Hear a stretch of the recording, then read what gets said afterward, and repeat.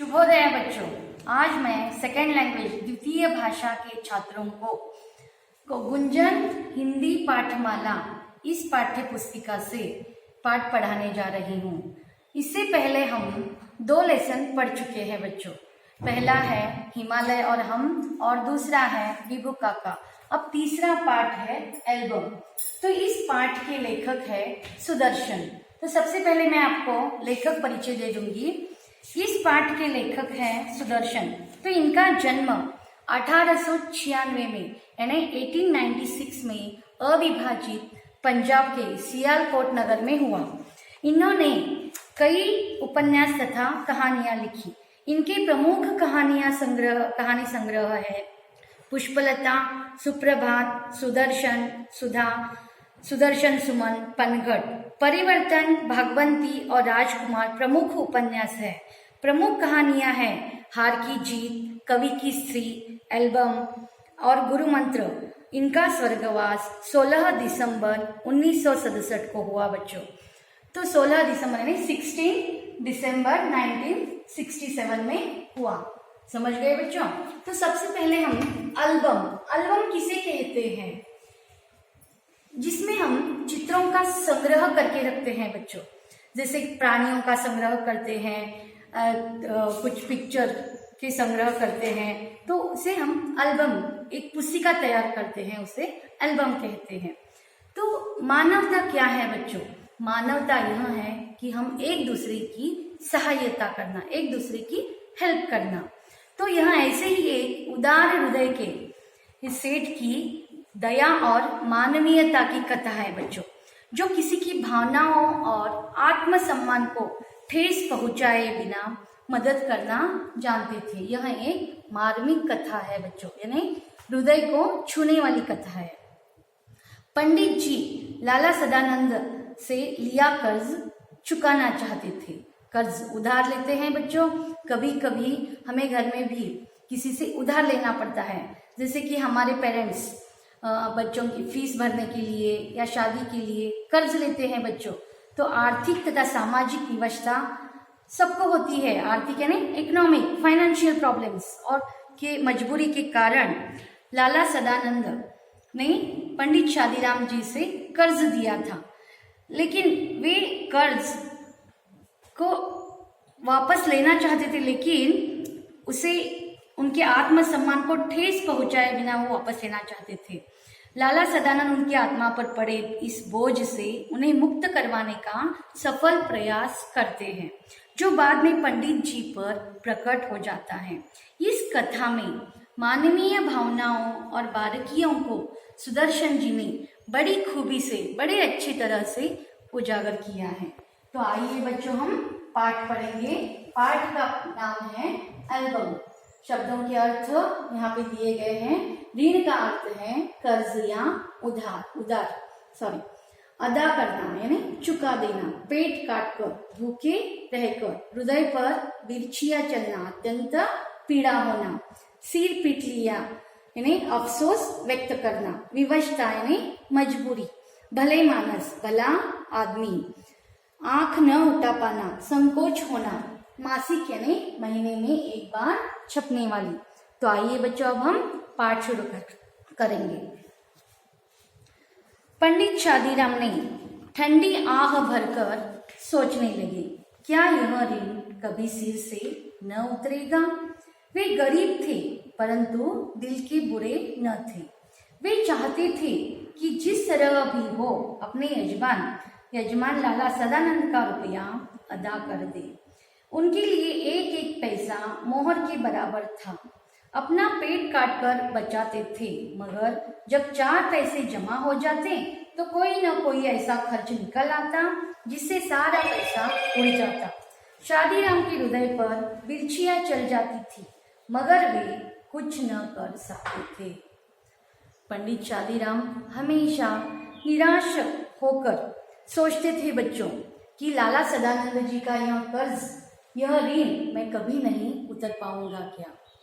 वे गरीब थे लेकिन दिल के अच्छे थे बच्चों।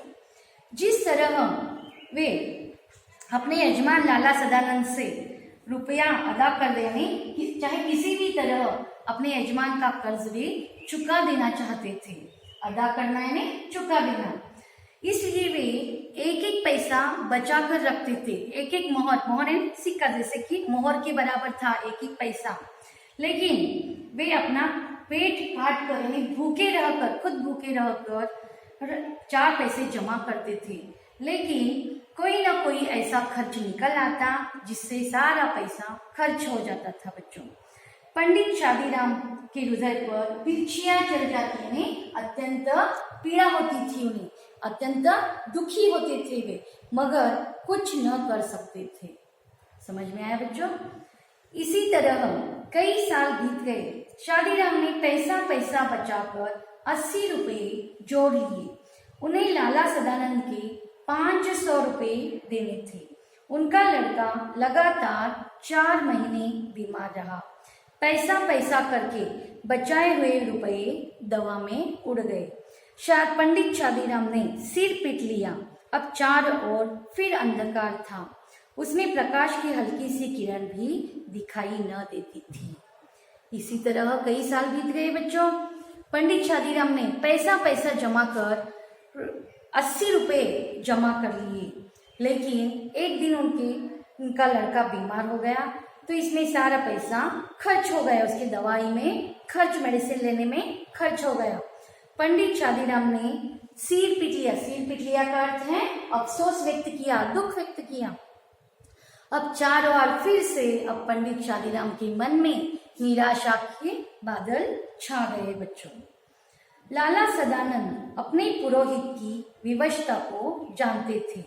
उन्हें इस रकम की जरा भी परवाह न थी।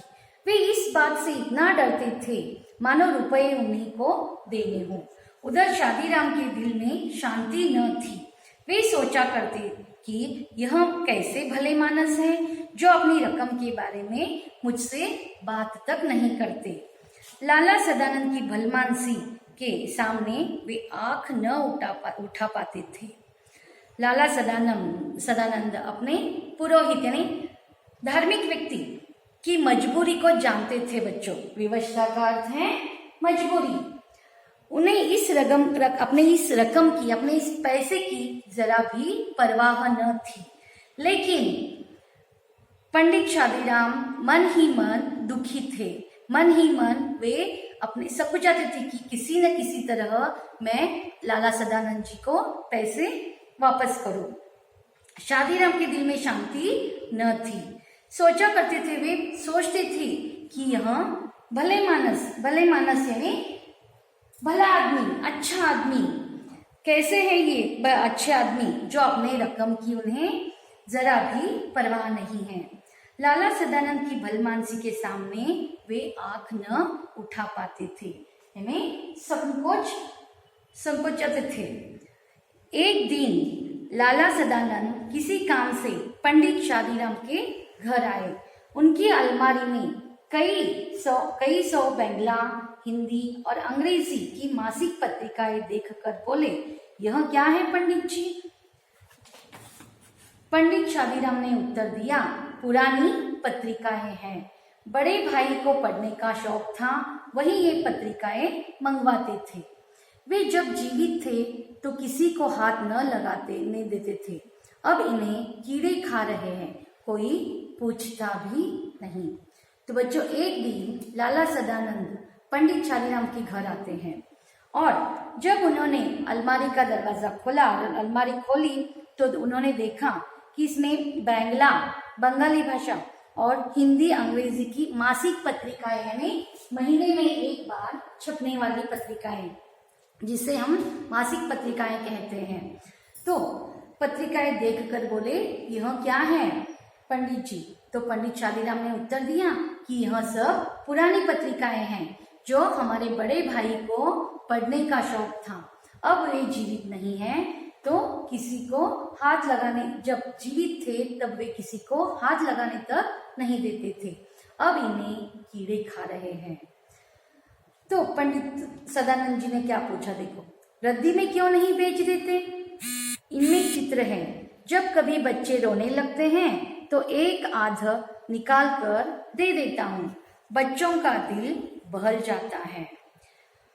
पंडित चालीराम जी ने क्या कहा, देखो बच्चों, पंडित चालीराम ने जब बच्चे रोने लगते हैं तो इसमें से चित्र निकालकर वे बच्चों को बहला देते थे। बच्चों, सदानंद जी ने लाला सदानंद जी ने पूछा कि इसे आप बेच क्यों नहीं देते, तो यह बच्चों का दिल बहलाने के काम आता है बोलकर बोले।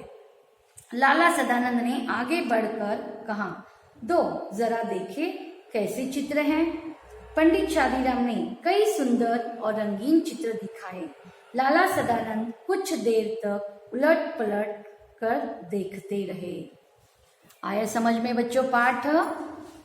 तो बच्चों यहाँ पर मैंने मुंह बोलकर मुहावरे बोलकर लिखा है।